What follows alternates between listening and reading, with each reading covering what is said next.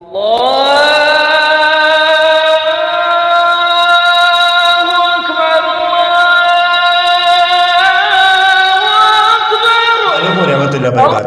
بخیر زندگی جمعۃ المبارک آج مسلمانوں کا بڑا عظیم دن ہے۔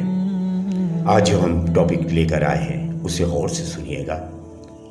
انسان کو خواب غفلت سے بیدار کرنے والی آج کی بات یعنی آج کا جو ٹاپک ہے وہ ہے اے غافل انسان۔ اس شعر کو بھی آپ ضرور غور سے سنیں۔ تو غفلت میں ہے اور تیرا دل غافل ہے، عمر ختم ہو گئی ہے اور گناہ ویسے ہی ہے۔ جی ہاں، ہم سوچتے رہ جاتے ہیں کہ نیک کام، یہ جو بھی عبادتیں ہم کل کر لیں گے، مگر کل پھر کس نے دیکھا ہے؟ کل کب آتی ہے؟ زندگی اور موت اللہ کے ہاتھ میں ہے۔ سوچیں زندگی کیا ہے؟ انسان دنیائے عیش و عشرت اپنی معیاری زندگی بلند کرنے کی بھاگ دوڑ میں اتنا مصروف ہے کہ اللہ تعالیٰ کی عبادت یا رسول صلی اللہ علیہ وسلم کی سنتوں کو بھی بھول بیٹھا ہے۔ سب سے بڑھ کر اپنی موت اور آخرت کو بھی بھول بیٹھا۔ دنیائے عیش و عشرت کے چکر میں جائز و ناجائز کی بھی تمیز بھول بیٹھا۔ آج اگر ہم غور کریں، سوچیں ہمارے پیغمبر رسول صلی اللہ علیہ وسلم کے معاملات کیا تھے اور آپ کا رہن سہن کیسا تھا۔ رسول اللہ صلی اللہ علیہ وسلم کو اپنے اہلیات سے کامل محبت تھی اور آپ صلی اللہ علیہ وسلم ان کا پورا خیال رکھتے تھے۔ ان کا تقاضا یہ ہو سکتا تھا کہ آپ خود تنگیوں پریشانی کے ساتھ گزر اوقات کر لیتے، مگر اپنے گھر والوں کے لیے تو کم از کم رفاہیت اور آرام کے انتظامات کر دیتے۔ انسان کے لیے خود پریشانیاں برداشت کرنا آسان ہوتا ہے، مگر اپنے اہل خانہ اور بچوں کے چہرے پہ سایہ نہیں دیکھ سکتا۔ لیکن آپ صلی اللہ علیہ وسلم کا طرز عمل اس سلسلے میں بالکل ممتاز اور آپ صلی اللہ علیہ وسلم کی شان نبوت کے مطابق ہے۔ آپ صلی اللہ علیہ وسلم کے گھر کا ماحول عملی نقشہ ویسے ہی تھا، یعنی کہ اصل زندگی تو آخرت کی زندگی ہے اور رہی دنیا تو انالت ہی ہے، سوائے ان چیزوں کے جن کا اللہ سے کچھ تعلق ہے۔ آپ صلی اللہ علیہ وسلم نے کبھی اس کی فکر نہیں کی کہ آپ کے گھر والوں کو دنیا کی زندگی میں رفاہیت حاصل ہو۔ آپ صلی اللہ علیہ وسلم یہ دعا اکثر فرماتے تھے، اے اللہ محمد کے گھر والوں کو ضرورت رزق عطا فرما دیجیے۔ بخاری شریف میں حضرت عائشہ رضی اللہ عنہا فرماتی ہیں، ہمارے گھر میں کئی دن چولہا جلنے کی نوبت نہیں آتی تھی۔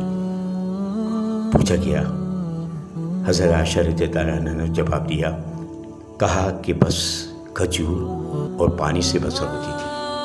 بخاری کے روایت میں کہ ازواج مطہرہ کے پاس صرف ایک ہی جوڑا کپڑا رہتا، گھر میں آٹا پیسے بغیر پکتا، کبھی چپاتی پکنے کی نوبت نہیں آتی، راتوں کو چراغ نہیں جلتے۔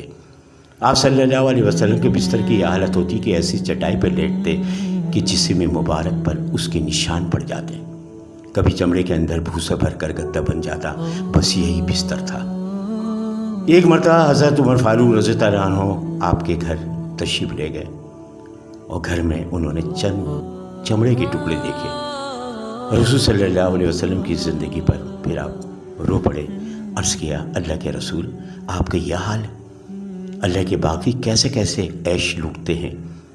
تو حضور پاک صلی اللہ علیہ وسلم کا یہ سن کر چہرہ سرخ ہو گیا اور جلالی شان کے ساتھ فرمایا، عمر کو شک ہے ان لوگوں کو سارے مزے دنیا ہی میں لوٹ لینے دو۔ حضرت نبیوں کی تعبیر کا یہ حال تھا کہ تعمیر کی کچی اینٹ تھی، کچھ حجرے کھجور کی ٹہنیوں سے تھے، چھت اتنی نیچے کے کھڑے ہو کر ہاتھ لگا لی جاتے، دروازوں کو یعنی قاعدے کے مطابق پردہ میسر نہ تھا، پوشیدہ کمبل ہی ڈال دیا جاتا تھا۔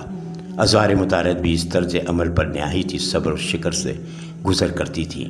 جب اللہ کی طرف سے فتوحات کے بعد غذائی اشیاء اور مال دولت کی کچھ فراہمی ہوئی تو ان کو امید ہوئی کہ عام انسانوں کی طرح اللہ کے رسول صلی اللہ علیہ وسلم اپنے گھر کے معیار میں کچھ بہتری لائیں گے۔ کم از کم 2 وقت کی روٹی کی حد تک تو ان کو بھی امید تھی کہ یہ میسر ہو ہی جائے گی۔ انہوں نے اس کا مطالعہ کیا، مگر اللہ کے رسول صلی اللہ علیہ وسلم نے اس کو ایسا ناپسند کیا کہ 1 ماہ تک گھر تشریف نہیں لے گئے، اور اللہ کی طرف سے آپ کو حکم دیا گیا کہ آپ اپنی بیویوں سے صاف کہہ دیں کہ اللہ کے رسول کے رفاقت اور اسی حال فاقہ کے ساتھ ہی ممکن ہے۔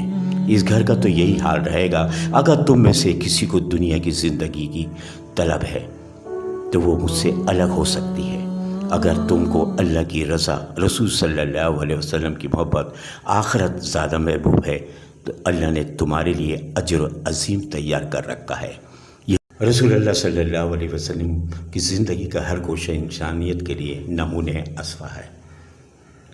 رسول اللہ کے معاملات، رہن سہن کا دیکھا، آپ کی زندگی کا ہر گوشہ آئینے کی طرح شفاف ہے۔ آج جمعۃ المبارک کا دن ہے، اللہ تعالیٰ کی عبادتوں میں اس دعا کو بھی نہ بھولیے گا، کیونکہ دعا قبول ہوتی ہے۔ خود درود السلام بھیجیے گا حضور پاک صلی اللہ علیہ وسلم پر۔